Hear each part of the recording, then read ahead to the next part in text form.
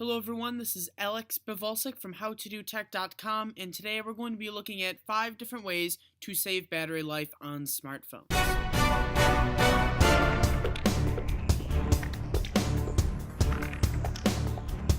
So for this tutorial, I will be using both iOS and Android, and I will be showing you how to do these on both iOS and Android. But first, let's start out with our first tip, and that is lowering screen brightness. Now, screen brightness is by far the largest battery drainer on any smartphone. Now, lowering screen brightness is not very hard. In fact, in iOS, all you have to do is search up from the bottom, or if you have a stock version of Android or a close to stock version, like I am currently running CyanogenMod, all you have to do is go into your quick settings, and from there you can also turn off your brightness. But I can change my brightness from here, or I could go to settings, and I could also go to wallpaper and brightness and adjust it from here. Now, auto brightness is available on both devices. I personally don't like it.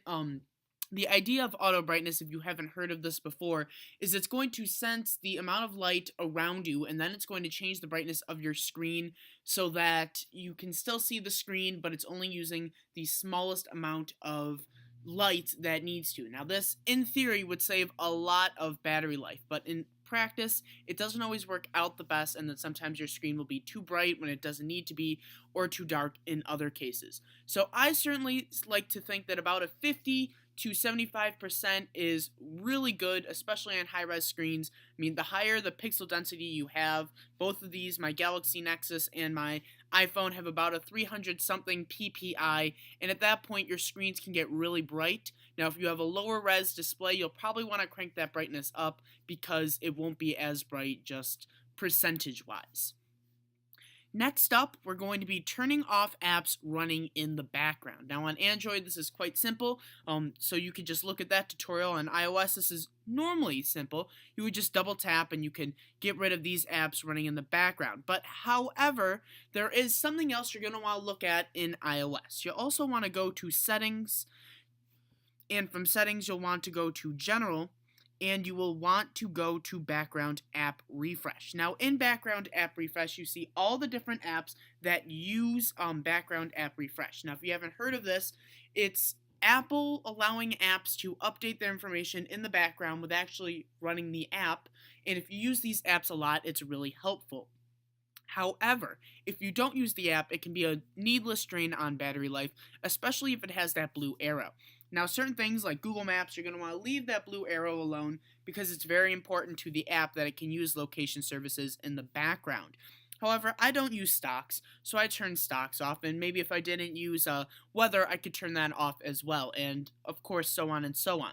Now, if you don't like the idea of background app refresh in general because you're really saving battery life, you could turn it all off at the top of that switch, but I highly suggest not doing that because it's a really great feature available in iOS. Number 3 is going to be turning off cellular data. Now, cellular data does take up a good amount of battery life, so when you're using Wi-Fi, there's no point in leaving it on. Now, sadly, I don't have a tutorial on Android for this because currently my Galaxy Nexus does not have a SIM card, so it does not have a cellular data connection. But on iOS, there are actually 2 ways you can do this. Sadly, it's not available in Control Center, but if we go to Settings, and from here hit cellular, we can turn it off there, or if you don't want to go through settings, you can have Siri do it for you. Turn off cellular data. Okay, I turned off cellular data.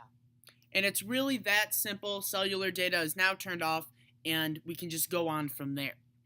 Tip number 4 is going to be turning off Bluetooth. Now, this is going to be just as simple as cellular data. It's just something that you don't want to leave on when you're not using it.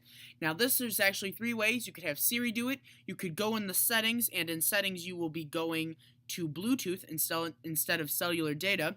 Or in iOS, you can also take up the toggle from the bottom and turn it off and on from here just by hitting that circle.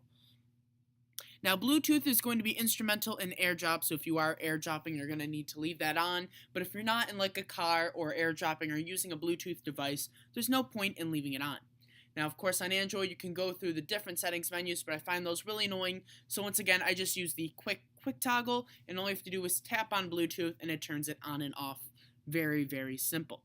And our 5th and final tip is probably the most complicated, and that's going to be using your GPS as little as possible.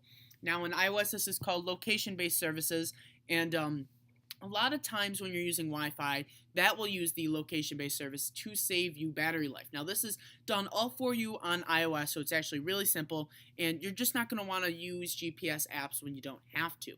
However, on Android, there is a setting that you're going to want to enable that's showing up right now, and with that setting, you're going to want to just make sure that you allow Wi-Fi to get your location as well as GPS. It's a really small thing, but it will save you some battery life without having to fire up that GPS because it's a needless waste of battery life. So we hope you have enjoyed this tutorial from howtodotech.com. If you have any questions, please leave them down in a comment below, or you can email us at howtodotechyt@gmail.com. We are also on Facebook and Google+, so if you have any questions, you can always ask us there, and feel free to circle us or like the page.